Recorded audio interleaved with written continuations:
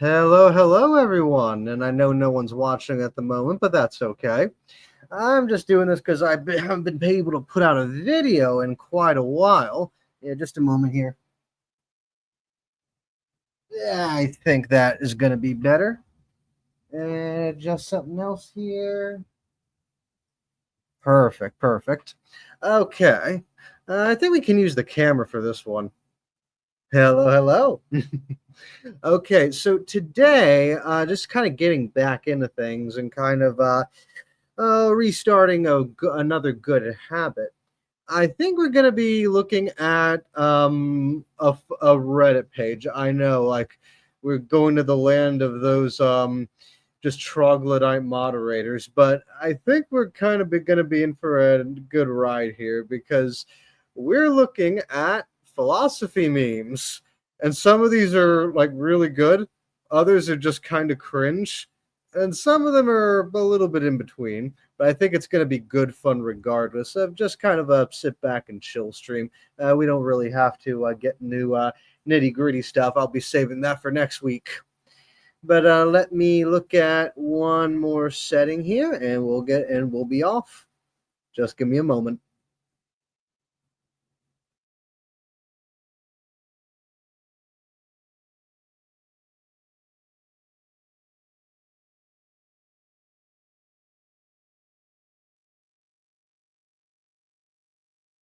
All right, all right. I think we got it. I think I'm looking at the screen. All looks good. Okay. Now to put this in perspective and make sure everybody knows what's going on here. For some reason, the contributors at Philosophy Memes, they have a real love for determinism and free will debates. I don't know myself. I don't know. I've kind of graduated past those debates for a while, but I find it rather kind of fascinating their own understanding of it, and it's it's they make really good content in some ways too. And I'll be honest with you, some of them do get quite funny, but let's go find out now. Oh, go over here. So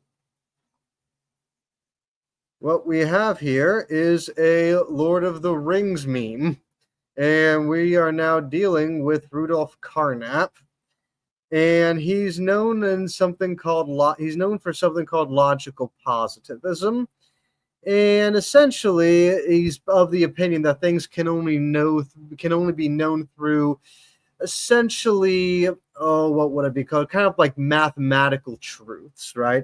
That something can only be true if it's absolutely known to be true through a mathematic means.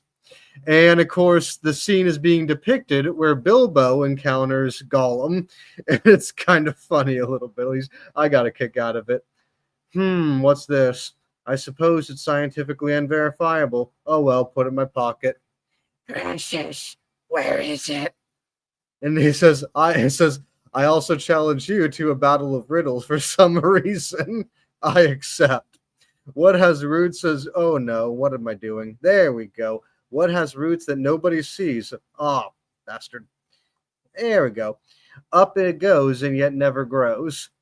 Easy. The answer is fundamentally unknowable due to the flawed and imprecise language of nature. Correct. A box without hinges, key, or lid, yet a golden treasure inside is hid. That's unknowable due to language. Correct. Alive without breath, cold as death, never unknowable. Correct. Okay, what about this? It seems knowable. What's in my pocket? Tricksy philosopher. Matter or energy? Two guesses at once and both correct. Here's your ring back. I also would have accepted it is unknowable. So the issue is, and the joke here is that legal positivism, or philosophical. Oh, what was it called? No, logical positivism. I'm sorry. It essentially is saying that you can't know something without some absolute positive, concrete, hard truth. Then, of course, the joke is, how are riddles a thing?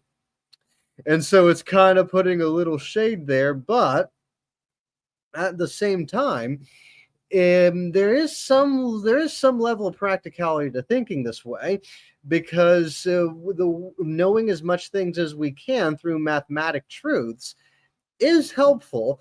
But of course, when you're dealing with things that are inherently subjective, much harder to actually pin to a wall, such as, say, ethics, or in this case, something as basic as riddles, you're running into a wall rather quickly.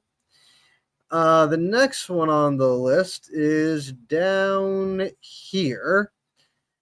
And I like these memes, right? Because it kind of goes to that it kind of goes to that like bell curve. And it's kind of funny the way this is kind of parsed out. And this is one of the ways in which this Reddit page is obsessed with free will arguments. And this is what it goes down to. Lol, I do what I want, therefore I have free will. And that's for the very minority of people that are just very smooth-brained, as you can see from the image there. And then you have a lot of the other individuals, nearly 68%. Free will is an illusion. Everything is determined. Brain chemistry, social conditioning, behavior patterns, everything like that. Then as you learn more and more and more, you have the other 2.1% of people that say, I can't know if my will is free without using symbolic orders, so I'm free to do so. And so essentially, what you actually find, and part of a bell curve in many ways is to illustrate a sort of a Dunning-Kruger, where you understand more of the subject the more you research, and then by the time you get to the end of the bell curve, you find yourself agreeing with the other extreme of the bell curve, but for very different reasons. And so you have the guy on the left saying, it's free will, I get to do what I want because I'm just free. But then on the right, as he basically wrestles with free will and determinism, he comes to the conclusion, I don't know if I actually do have free will, but it feels like I do. And so it's probably best to assume I do, just because I can't really encapsulate this without symbolic orders. And therefore, even though you don't know if you have free will or not, it certainly feels like you do. And therefore, in all intents and purposes, why wouldn't you? And now this isn't even going into the idea of what would it feel like to have free will. Okay, that's going to be a whole different level of epistemology that I guarantee you, Mr. Rumaziz didn't really want to get into, and that's okay. We'll skip. We'll go over. Yeah, actually, no, I'm not so familiar with leeway compatibilists or sourcehood libertarians, but given what I know about compatibilists and free will libertarians, I might be in a position to explain this. The idea is that free will but compatibilism is the idea that determinism and free will are basically the same thing, that one really is the other, and that there's no distinction between the two. That if you are a compatibilist, you believe in both determinism and free will, as in these two concepts are the same because they don't contradict each other in any meaningful way. And of course, when we actually talk about libertarian free will, this might be an issue to some, because if what we find out is that the distinctions between determinism and free will become a semantic issue, that really strikes at the core of a lot of people's worldviews. Because if there's no meaningful difference between determinism and free will, well, first, what are you arguing about? And secondly, the issue now, therefore, is what do you do with that? And there's no easy answer to those questions. Myself, I don't find compatibilism all that compelling, but I definitely like this meme and what it's trying to convey. As long as I'm understanding it right, if anyone in the comments wants to correct me, then by all means do so. Okay. Some of these are just kind of silly and stupid.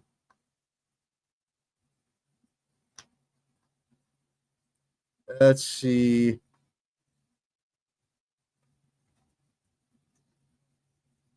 Ah, someone's an immaterialist.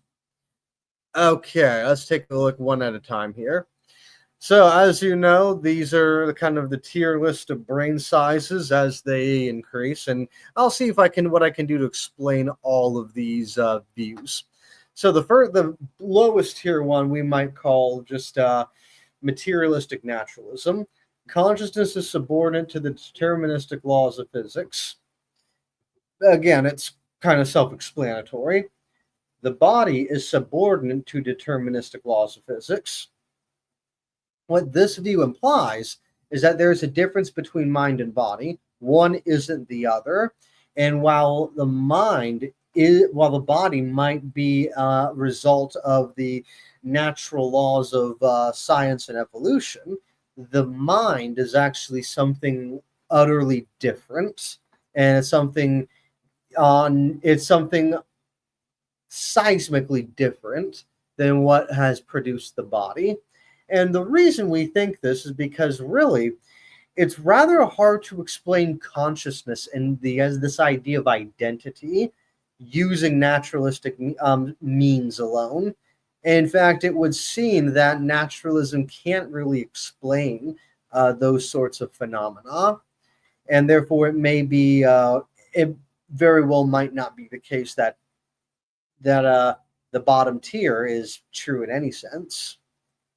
Now, when we go up a couple, immaterial consciousness acts through the body. Now, this is interesting, in which it is positing, and this view posits, that immaterial consciousness acts apart from the body, as in your consciousness, your soul is kind of this being, right, that exists apart from your body. And it's sort of like wireless technology. And the way I might be able to use my phone to kind of type out things on my computer with Bluetooth. This is sort of the understanding of how people feel that consciousness is formed, that it's something that exists completely apart from the body, but also exists above the natural body. And then what we have here is there is an immaterial consciousness. This actually is more along the lines of idealism, whereas what you have down here in this one is sort of semi-realism. This one's utterly idealism, in which consciousness, in which in fact the world around us is essentially formed by the ideas we have about the world, and that those ideas are often the basis and sort of form what the world is. And this is large, and today it sort of takes on that definition. But there's also another word for it called panpsychism. Another term for this, in a more antiquated sense, from the original inventor, whose name escapes me at the moment. I think it was a baker. I think his name was William Baker. I gotta find this out now. Okay, idealism philosophy. If I get this right, I'm gonna be. If I get this right, I'm gonna be impressed with myself. Okay. Do that. It's not telling me. It is not telling me. All right. Was I right? Was I right? I'm looking at it.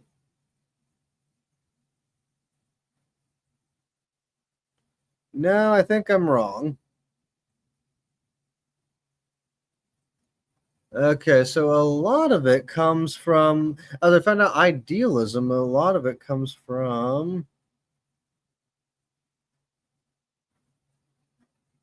Yep, no, I'm wrong. I'm wrong. Okay. So it looks like it actually has roots in Plato and continues on throughout that philosophical tradition. But that's essentially that's what's being expressed here in the top rung. What do we got now? Moving on.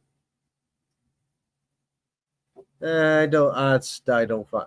Here we go. All right. So I found this out, and again, we've not done this for more than 10 minutes, probably. Well, no, no, I take that back. 15 minutes. Okay, and we're already doing what, the seventh philosophy meme. Like like again, this sub is obsessed with deterministic and free will memes. And so what we have here, how can free will exist in an otherwise determinist universe? And we have Larry the Lobster. And again, I will give him credit. SpongeBob memes are always funny, and I do appreciate them. SpongeBob is just chef's kiss OP. But how can free will exist in an otherwise determinist universe? Observe. And so the idea is that deterministically, the weights on the sand will just remain there in case of probably get buried by the sand at some point. However, because we are beings that actually intrude upon the natural world, we're capable of going out of our ways to manipulate that world. And so, where these weights would just stay on the sand, we can bend down and lift them up. And so, the OP here is suggesting, because that is the case and because that's true, therefore, free will exists in a deterministic universe because we don't really leave the world to its own devices.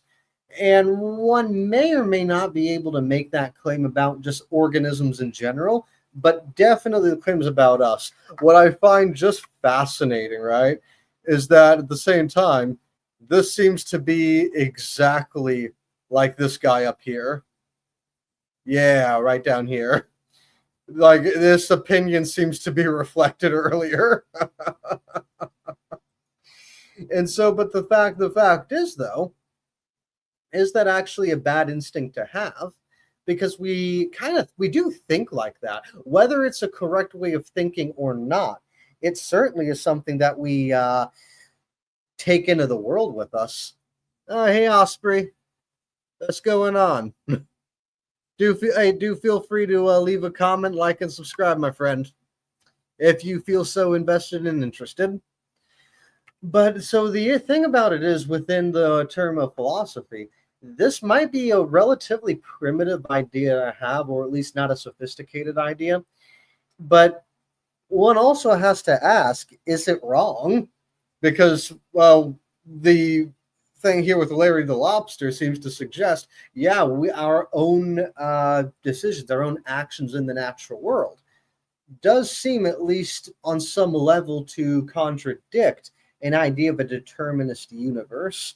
But again, if all of our senses are also the result of evolution and chance, well, is it really something out of the ordinary then? Is it really something that we are doing in the world, or is this something that determinism can already account for? Can it account for actions that we intuitively think are our own?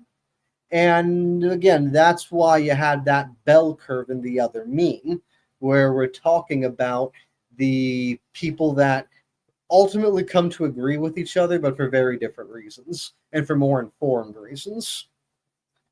Okay. Now this distinguished gentleman over here is, oh, what's his name? I have him right here, Ludwig Wittgenstein, and he was under the belief that essentially language more or less dictates reality. And one of the reasons in which he had come to suggest that, yeah, I know, I saw you there, Osprey. But here, enjoy for as long as you are here. I'm only going to be here for maybe, 15 more minutes. This isn't going to be a long stream. But anyway, the reason Liddingstein sort of came to that conclusion, and I do hate this. Let me try to. No, I don't like that. That's better. That's better. The reason by which Wittgenstein thought like this is that reality, in his belief, is ultimately shaped by our experiences in society. That our society and our sociality actually builds how we determine reality. And they're called, and essentially it's a semantic game we play in reality, which he called language games. And language games essentially determine how we view certain things.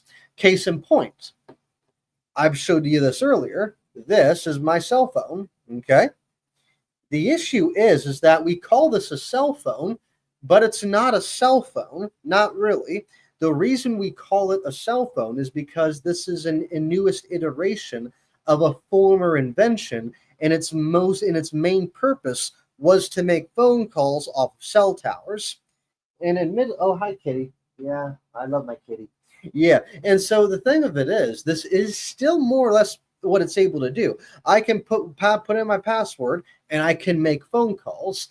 But at the same time, it's no longer that either, because I can also trade on the stock market with this. I can Google something. I can play a game. I can make a purchase online. I can do all sorts of things, and almost nothing I can do with this that I can't also do on a computer. And so these stop being real cell phones and become more computers that we call phones. But when we think of what it is and what it's supposed to do, we think of, well, its ability to make calls, even though what it is in essence goes far beyond that. And honestly, I would go as far to say that we don't even use these primarily to make calls anymore. It's essentially for trading information and for being informed. It's a computer in your pocket. But we don't call them computers. We call them cell phones. And our ideas about smartphones are still largely cemented around the ability to talk, even though that's ostensibly not what it's for anymore. And so there's that. And that's sort of what he goes down to, where much of our reality and much of what we understand as reality is predicated on how we speak, on the language we use. All right. All right. Now I have no idea what this is because I haven't gone down this far yet. So this is as new to me as it is to you guys. Me when I realized that consciousness is the irreducible singularity event between input and response, where choice emerges from the duality of randomness and determinism.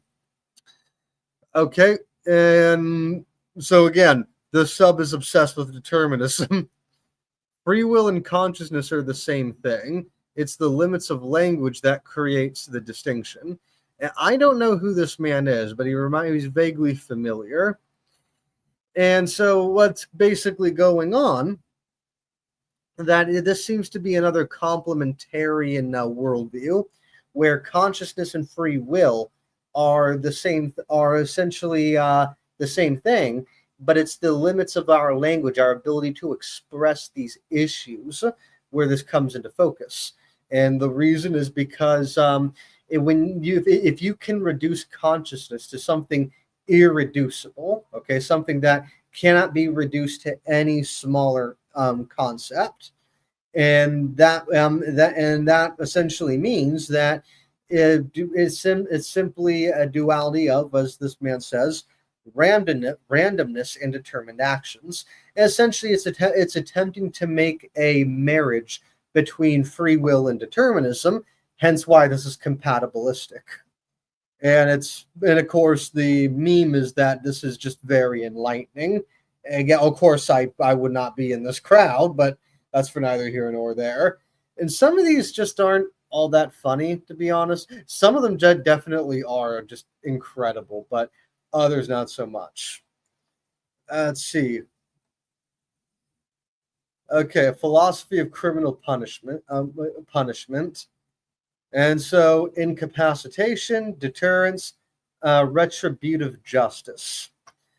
So what's going on here is this is someone that believes that justice systems should not be the justice system shouldn't be about punishing someone. Oh, hold on, what do we got here? I think Osprey wants to say something. I only use it to text my wife, son, mom, and other than that, I use it for my job, make music, and stream. I have to admit, I miss my flip phone these days. I'm not gonna lie. I kind of do the same. Like there was just something that was satisfying about flip phones, and I think really just like I think just the essence of the satisfaction came from the BlackBerry because I remember having a BlackBerry for the first time, and it just looked like a brick like this, right? But then you just moved half of it up, and all of a sudden it became a keyboard on one hand, and you flipped it up another way. Then it was a number pad. And I would just thought that is just like the most scientific Blade Runner crap I've ever seen, and I love it. And that was the peak of flip phones. Okay, that's like that is like the sex of flip phones. It's you just can't get better than that. You're just not going to. And unfortunately, they came and went faster than a fart, and that's unfortunate because I think we really lost something going from mechanical buttons to touchscreens. I don't know. I think it's just something about the philosophy of the ergonomics of how we interact with objects. There's just something I feel we've lost with that. But going back to the statement at large, this meme is actually here kind of poking fun at certain ideas of justice. And so certain ideas of justice, and certainly prior to the Enlightenment and Renaissance, we had ideas of justice, meaning that if you committed a crime that society doesn't like, if you committed a crime against God or committed a crime against man, that was therefore something that you had to be punished for. What that punishment would be, of course, was open for interpretation, up in the air. But you were punished for the mere fact that you broke that law. But that's it. What goes on is that you have these other two systems of the philosophy of criminal punishment. One is deterrence, and one is incapacitation. And so the one is basically the philosophies that go into how crime and how lawbreakers are to be treated. And one is deterrence, where primarily justice should be to deter immoral behavior. Okay. Incapacitation, on the other hand, is one where actually things are inflicted upon you, whereupon you're unable to commit immoral action in the future. So an example of this might be the sex offender registry, where individuals convicted of sex crimes, instead of actually being sent to prison, or just sent to prison rather, something is actually inflicted upon them further that results in them unable to commit less crimes. And so what's the case in instance? The registry is a publicly available document where your felony is available to be seen by everybody, employers, loved ones, family, community, everyone. Sometimes you have to voluntarily disclose the fact that you're on that registry. It's an example of incapacitation. Another example would be China's social credit system, where doing certain things don't really involve in prison time necessarily, but it revolves in a demerit of a social credit score, which can impact what jobs you can have, where you can eat, who you can marry, your stratification in society, where you can live. And it's essentially a lot like the sex offender registry, except instead of being a registry for those sorts of offenses of sex crimes, it rather becomes a registry meant to make you a model Chinese citizen. Now, retributive justice is rather different. Oh, yeah, they do also have chemical castration. I'm not going to lie. And that also would be considered an incapacitation. Get over here. You are trouble. You're very much trouble. And so that's the issue. With retributive justice, it essentially just tells us that we need to exact punishment against these people for essentially vengeance. So, case in point, An example of this is the way we treat our prison systems today, where we go out of our way to not merely just rob people of their freedoms for committing crimes, but that we try to make that experience within prison the most uncomfortable thing we can. And the issue is that with retributive justice, and a common criticism against that is that it's ultimately just cruelty, because a lot of people on the outside take for granted their freedom. And so when you're in prison, for instance, you basically lose your freedom and everything that comes with that. You're no longer able to walk where you want to. You can't talk to your kids whenever you want to. You can't go out and enjoy the sun and nature like you were able, and you're basically stuck in a small room for, well, most of your time in prison, and that's arguably hellacious enough. And any punishment we add beyond that just becomes an act of cruelty. And so that's a criticism here with retributive justice, where what we have in deterrence and incapacitation have functionality.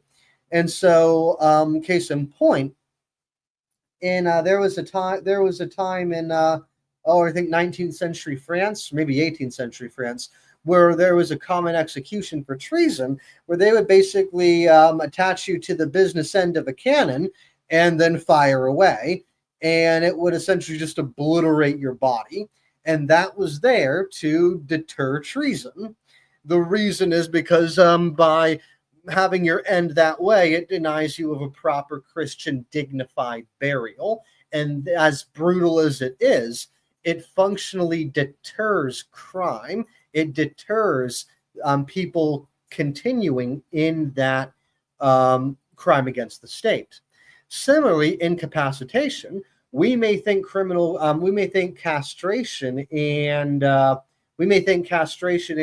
sex offender registry is rather uncomfortable for criminals of this sort of infraction, or China's social credit system. We may think that's cruel too, but it has a practical function, and what it's doing is providing a barrier as to why these things we don't find socially or legally acceptable shouldn't be continued.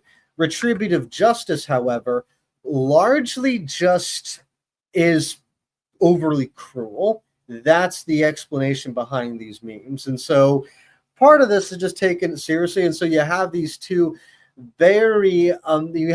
systems of justice that are very, very sacred, largely in the fields of judicial in jurisprudence. But retributive justice is largely looked at as just something kind of odd, something we should leave in the ancient past. And to that, I would sort of disagree. I don't think any three of these individuals and of these individual systems of governance, or of justice, are actually wrong, because we do feel that when a criminal has enacted against us, we do feel wronged. And so there's a sense in which we certainly feel retribution. And who's to say that the individual is wrong for taking it out? Now the question is: are we limiting it to the evildoer? That's what I think is going to be the breaking point for this third head here. Moving on. Again, more free will memes. Like seriously, it's not healthy. Okay, so we have a bunch of people in a party dancing around. Free will doesn't exist because physics and history are deterministic. Free will doesn't exist because God can see the outcome of our choices. They don't know they're still treating time as linear in their assumptions. And so this is a meme going about the way we think of our most basic assumptions about this argument. If we're going to make deterministic and free will memes, I rather like this one because it has a different view. And so there's going to be some exceptions to this, okay? But largely there's been two accepted views of time. One which we got from the Greco-Roman pre-Christian pagan world, and the other that Christianity is responsible for. And so the party goers just south to the man are atheists, okay, pure materialists. To the people over here are, well, Christians, most likely some form of Reformed Calvinist types. Those happen to be your more deterministic Christians. The fact is, however, they are both looking at free will under the same lens, because Christianity, from what we see in the Hebrew Bible into the New Testament, time is looked as something as linear, as in time began when God created the earth. And from there, he actually progresses throughout time, where there's a linear progression. God says something happens, it happens. Next thing happened, God says that will happen, it happens. And so God is actually interfering in the affairs of man in a linear way, in which God is often presented in Christian and Jewish theology and thought as presenting and progressively revealing his plan. And this is seen in a bit of a linear way. However, the pagan Greeks and Romans didn't think like this. There were largely two schools of thought that that the world was cyclically determined, and that is the world will go into cycles. And so, case in point, I, your host Fro, am currently talking to you in 2025, the year of our Lord, on July 20th. Well, pagan Greeks and Romans would have thought that eventually this will happen again, that I, Fro, will be talking in front of this computer screen again at some other point in time, because time isn't something that's linear. It doesn't have a beginning or an end. It's cyclical. And these are the same individuals that had come to believe that the universe was just eternal. But then you also have a more nuanced view that suggests there's going to be a type of Fro doing this later, that Fro right now is talking to you through the power of the internet. And about 30,000 years later, there's going to be a new type of Fro that's going to be doing the same thing. And so the individual here, all by his lonesome, drinking his beer out of his really depressing cup, is basically looking at this as being depressed, because what goes on is that there's always a bit of randomness, or there's always a little bit of something to look forward to, no matter what view of free will you take, whether it's the hard deterministic atheist one or whether it's the Calvinistic Christian one, because ultimately they're both basing themselves on a linear progression of time. But if time is cyclical, then everything that's happening now is just going to keep happening. And some people might find that comforting, but others find that as very depressing. Okay, moving on. How much time we got? Oh, we probably got time for another 5 minutes, so we're going to hang it up here. Oh, no, wrong one. Here we go. Okay, that's a promotion. We're just going to skip that. Okay. Philosophy about self-interest, go burr. Okay. Let's look at this here. Ayn Rand mad he is seeing another woman, her 25-year younger affair partner. So this is a funny thing about Ayn Rand. She was very, what's the word? Yeah, she was very consistent in her philosophy, which suggested she has to be honest about everything, even her affair. And so when she wanted to cheat on her husband, she didn't really cheat. She certainly had an affair, certainly committed adultery, but she wasn't hiding this either. She deeply fell in love with one of her students, and I forget what his name was, but he became one of her acolytes. And I think he's either still alive to this day, or he died just very recently. But essentially, he was like 25 years her junior, okay? As in, he was young enough to be this woman's son, and they fell in love with each other. And what's going on is that on one hand, I'm on one hand, Ayn Rand is angry enough. How about it? She is honest enough to her own husband about having the affair, but then will not allow that same thing to happen to the partner that she is cheating with her husband with. And there's just something significant, a significant issue with this. And yeah, Osprey, I will agree with you. That cat meme template will never die, and there's just a good reason for that because it's just such a really good template. It just kind of is because it gets so many emotions across and just such cleverness across and with varying with very good success. And so the thing about it is, this guy here is 25 years her junior, and then she's angry about the fact that, yeah, she's angry at him for doing what she's doing to her own husband. At the same time, yeah, like he's 25 years your junior. At some point, I'm sure he's going to want to have kids. What's the problem here? But like, it gets so bad for Ein here that at some point she actually had him inherit parts of her will, and after this whole episode, that was now off the table. And so it kind of goes to show that she was consistent in her philosophy, but she was also just really super inconsistent. And it's fascinating. It's tragic, but it's also really fascinating. Going down now. If philosophers had YouTube channels, okay. Oh, there we are. Okay. So actually, Zizek is still alive, actually. Okay. Homeless or base, the truth they don't want you to know. Okay.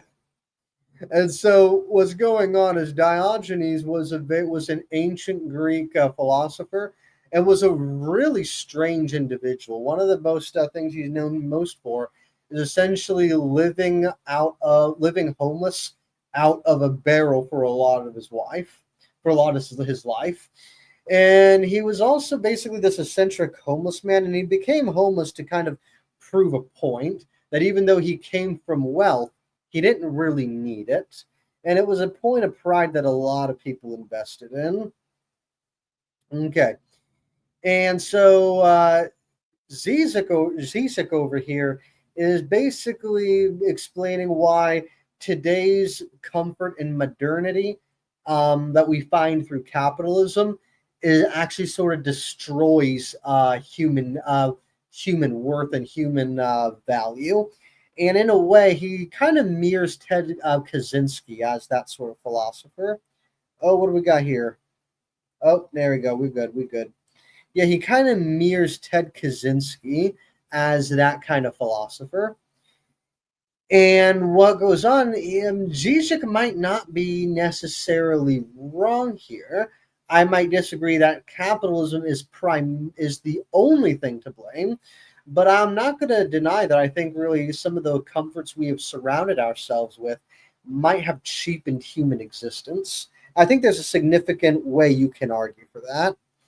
Now, then we have Sartre.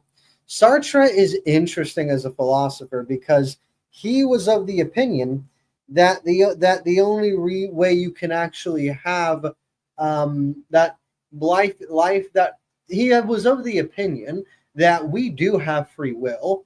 Humans do have free will. We're able to be and do and choose whatever we want. And because of that, life is essentially worthless. He was under the assumption that we are so free that God can't exist. Because he's under the assumption that if there's a God, there's somebody that is above us, essentially determining our future, because that's what gods do, right? They hang up in the clouds. They have their medians on the earth, and they transmit their will through their oracles. That's what gods do. But in so doing, what you therefore have to admit is that the gods are what controls you. They're what controls the world and governance. And in so doing, the existence can have meaning because of that, because there is quite literally a purpose behind what is being done. It's being done through the gods that know better.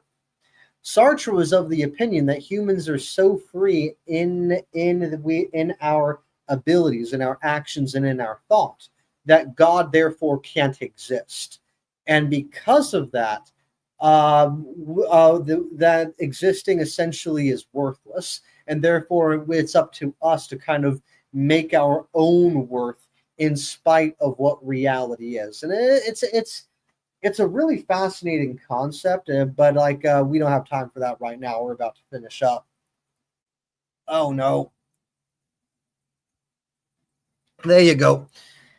And so essentially, then you have the Übermensch by Nietzsche, which is the strong man, and the Übermensch or Superman was a concept of Nietzsche that basically didn't really how would I say this? I could be wrong, and if anyone knows better, you could correct me.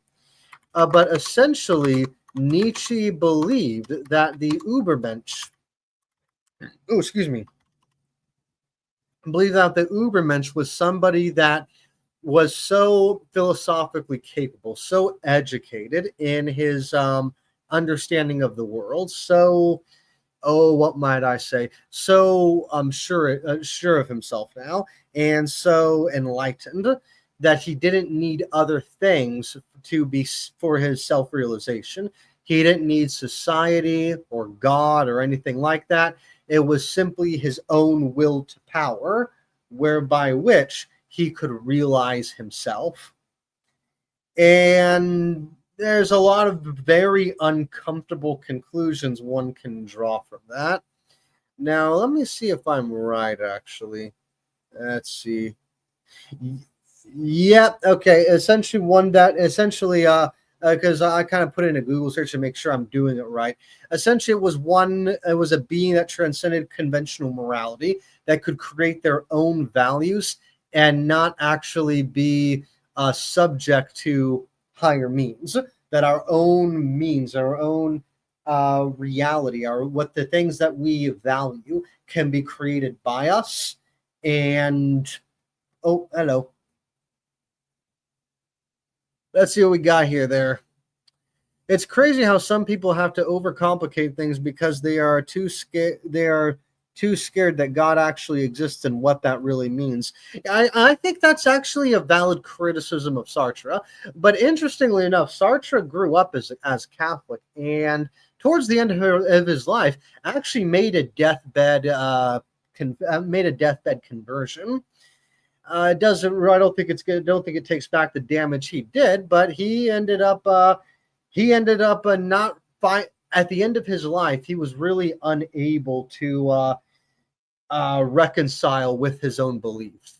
They became a bit too painful to die with, and so he rather would have died as a good standing Catholic than a completely unmoored individual that he had curated up to that point. And to me, that's also sort of the thing. A good counterexample to Sartre's what was it called? I think it was existentialism. I think it's existentialism. Hold on.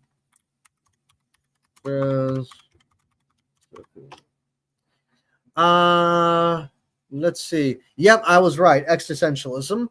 It's been a hot minute. I'm sorry, guys. But anyway, so the thing about it is, if we feel that uncomfortable with God not existing, that therefore nothing really matters in reality, okay, that nothing matters because there is no God, that might actually be good evidence that there is a God. Or if there isn't, there's at least a significant God substitute, okay? At the very least, there's a transcendent thing that does exist to ally and marry ourselves to, because the actions we take when we think that we don't suggest that there very well is something transcendental above us. And oftentimes we just hi there, Mr. Latte.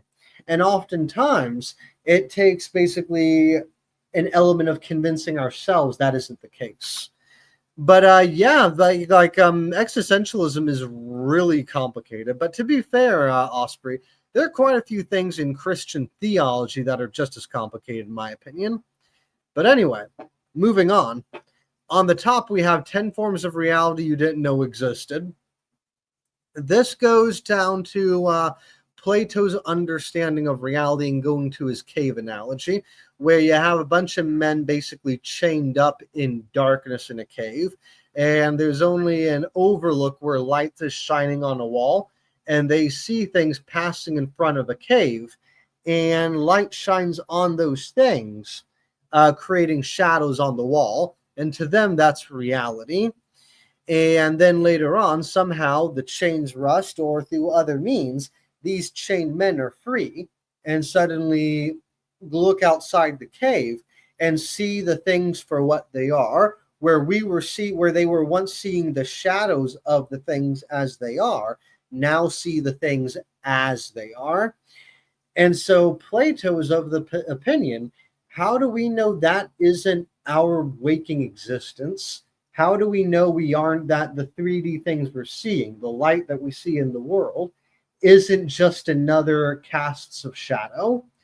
And the truth is we don't. But this is also a question that we are dealing with in mathematical fields, such as whether or not there's more than 3 dimensions, whether or not objects can exist in the 4th dimension, or whether or not the 4th dimension can have just vastly different objects.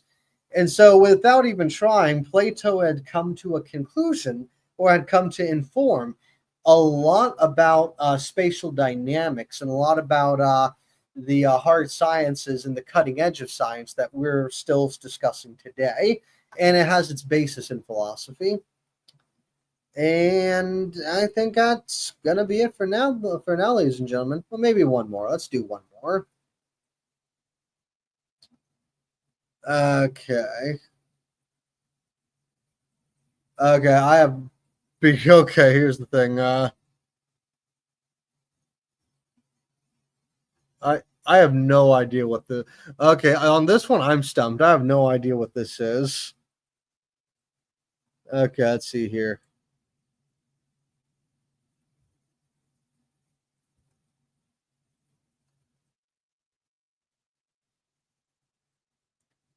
Zarathustra. Okay.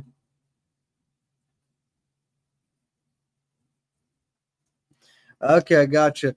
I don't know who the top is, but here is Zarathustra, and it's a reference to Nietzsche's work, Thus Spoke Zarathustra. And he's speaking on it because essentially it's about an individual that created good and evil. And Zarathustra is essentially a sort of take on divine command theory, where ultimately good and evil are whatever God says it is. And this kind of fits like a hand into a glove with Nietzsche's own philosophy, where we can create our own values. And so we decide what is good and we decide what is evil. And we decide what our values are. And therefore, we decide to punish whoever can't meet up with those values. And so I think it's a wonderful analogy there, but I have no idea what that top image is. And I don't, at this point, we're out of time to find out. So we're just going to end the stream here. We've been at it for about an hour. And so we're going to put it up here. And I want to thank my audience of 3 people for showing up. Even though 2 of you are silent, your presence here was still appreciated, and thank you for showing up. In either case, this has been your host Fro, another installment of the Pale Galilean. Remember to pray the Rosary and Viva Cristo Rey. Peace.